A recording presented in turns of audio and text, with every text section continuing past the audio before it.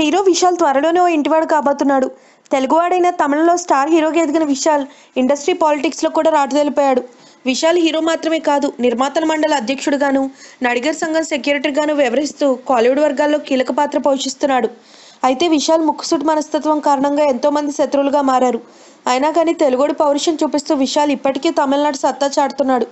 కొంతకాలంగా విశాల్ పేరు Sarath Kumar daughter వరలక్ష్మితో link up అయి వినిపిస్తోంది.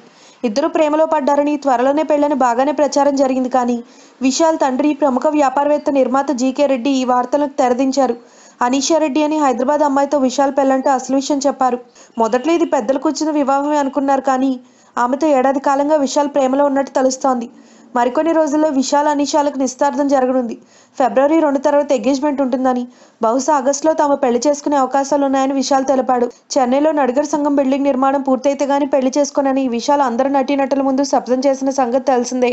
ఈ బిల్డింగ్ నిర్మాణం వచ్చే ఆగస్టులోగా పూర్తవుతుందని భావిస్తున్నారు. విశాల్ చేసుకోబోయే అనీషారెడ్డి స్వస్థలం హైదరాబాద్.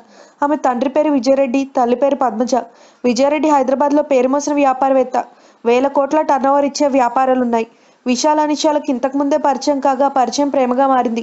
అంతేకాదు విశాల్ తండ్రి జీకే రెడ్డి, అనీషా తండ్రి విజయరెడ్డి ఇంతకుముందే మంచి స్నేహితులని సమాచారం.